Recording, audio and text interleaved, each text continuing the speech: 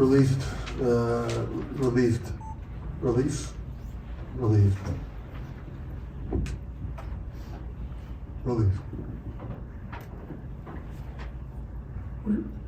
Question? Were you more disappointed that you couldn't build on the 15-point lead, or happy with the mental toughness you guys showed in overtime? Yeah, I'm just not sure if we're good enough right now. To take a 15-point lead and keep it there, or take a 15-point lead and take it to 24. I just don't know if this this current team, we make too many mistakes. Defensively, we thought at times we were better, but then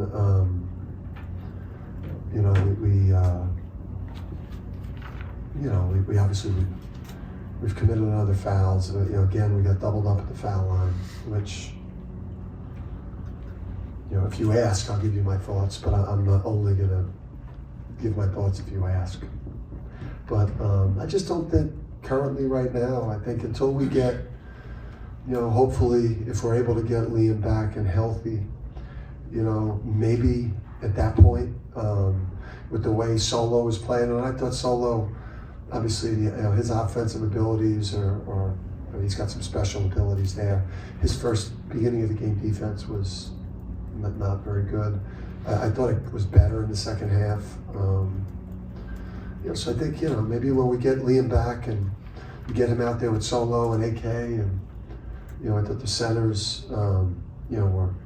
I thought Sampson was just a total warrior today. I thought, Taras gave us obviously production, but I think maybe when we get, we get fully healthy, we may be able to get a 15-point lead and put someone away. But any win that we get right now is a great win for us until we get Liam back.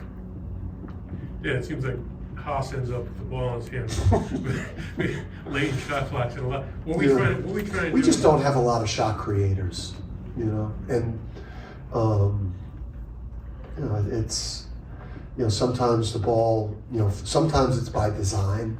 Most people, end of shot clock, have the ball in the hands of a guy that could get paint and find people, or put something of high quality on the rim. But for us, with where we're at right now, there's three places we can go with the ball. We could go to Solo, we could go to Alex, and we can go to Hassan.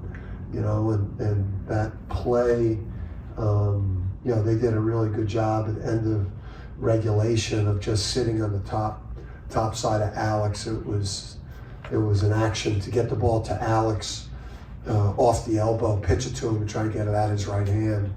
Telfort just got physical, like most people do with us when we're trying to move, and Alex just couldn't get the ball and ended up in Haas's hands, and then it didn't go as planned. And they shot from there.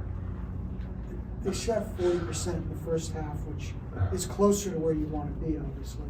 Yeah. Second half, then it's 50%, 50% another team. Is that something just a matter of you guys not being able to sustain the energy that you had defensively, or just something that they did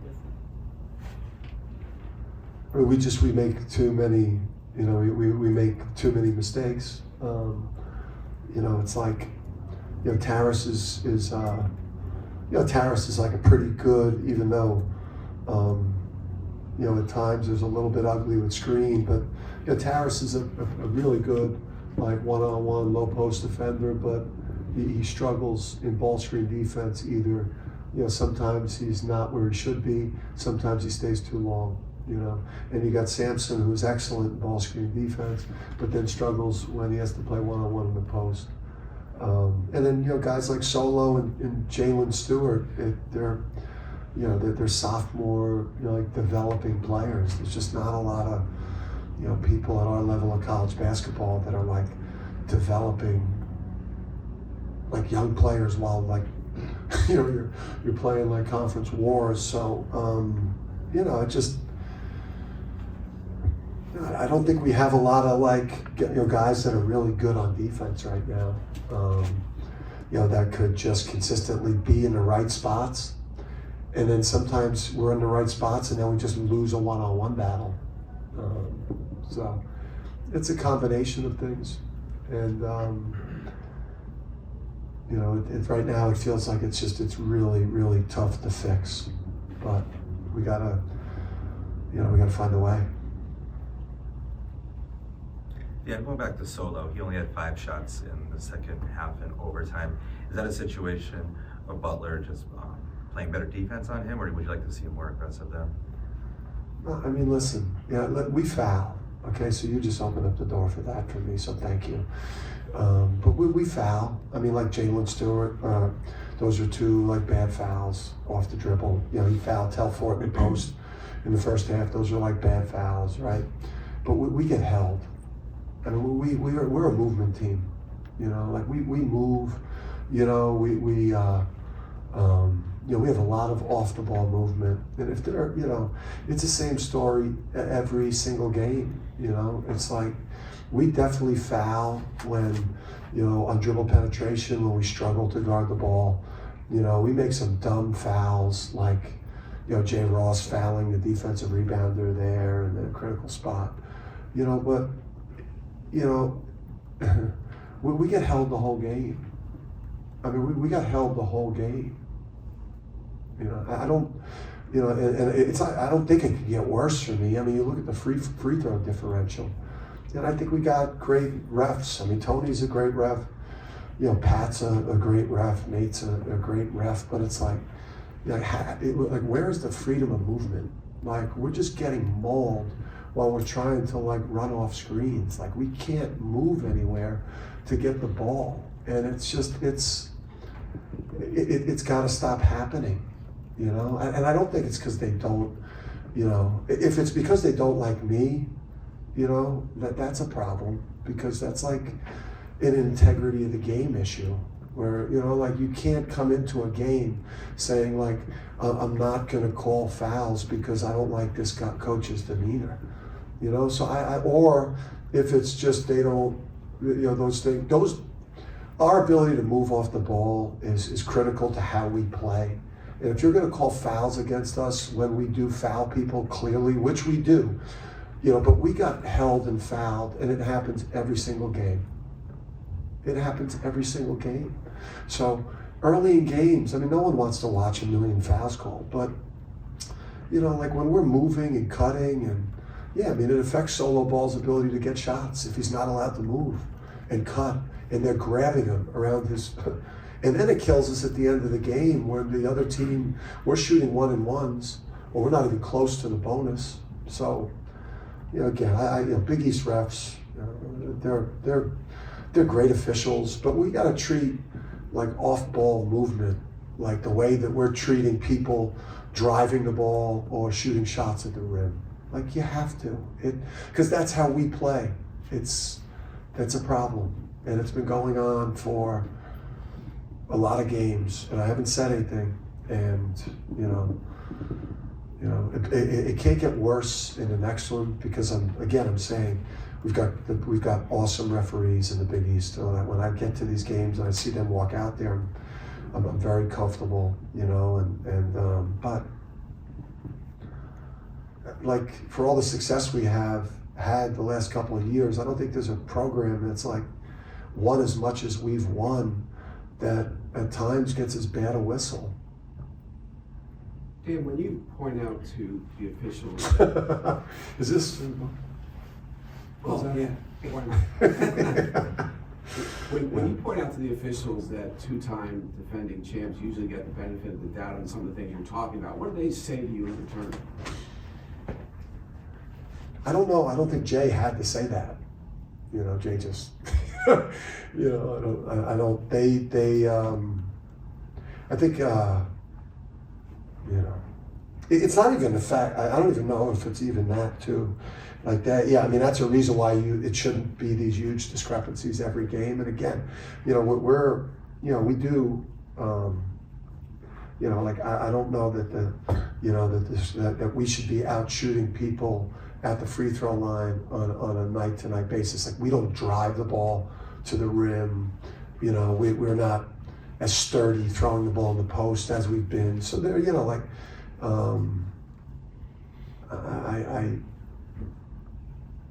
they just look at me. You know, sometimes they'll say, you know, hey, listen, and these guys like Tony, yeah, these guys are all strong referees. It's just like, you know, somebody, you know, and just coming into these games, it's how we play is, it's you know, there's a lot of movement, there's a lot of different screening. We literally couldn't even get catches today because we were just getting grabbed and held before we could even, you know, and it's just, but then any type of contact on a drive or it was a foul, that's. I think TV got you saying something like, "Don't turn your back on me. I'm the best coach in the country." Did I say that?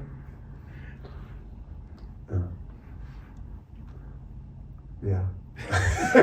I mean, I know we you know, I'm gonna sound like an asshole here, so,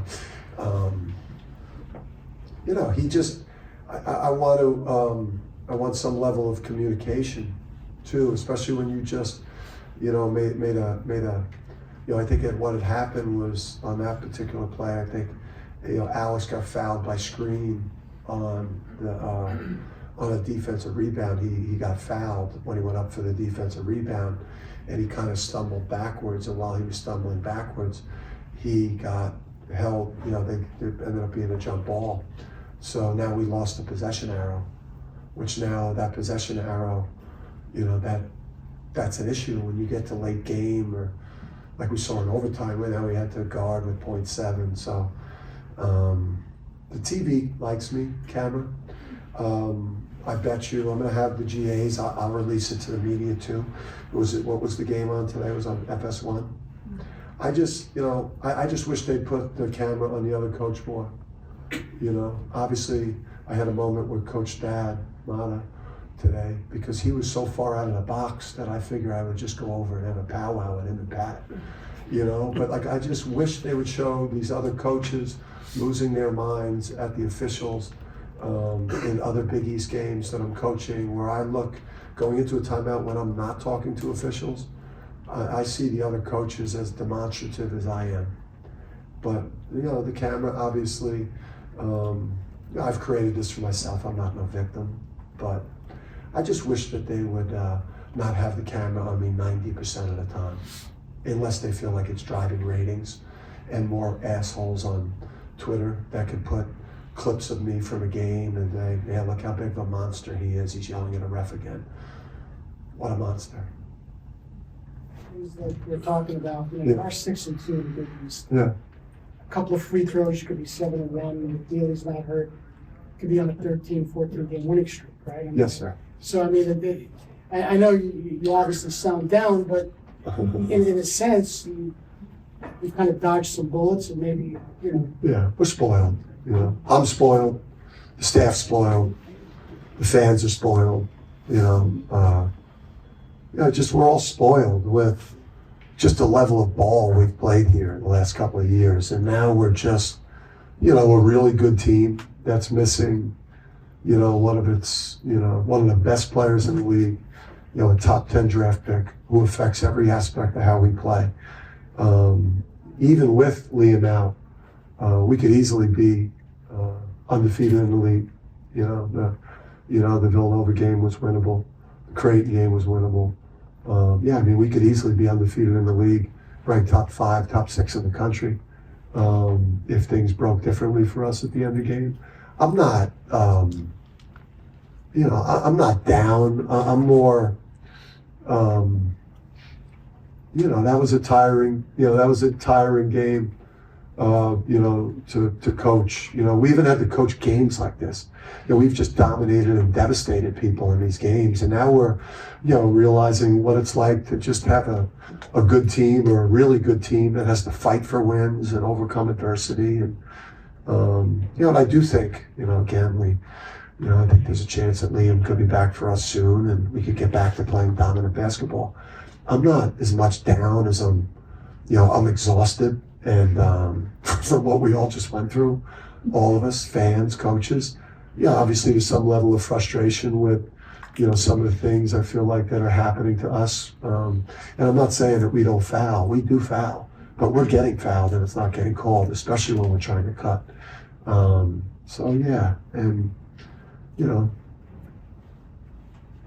yeah, Dom.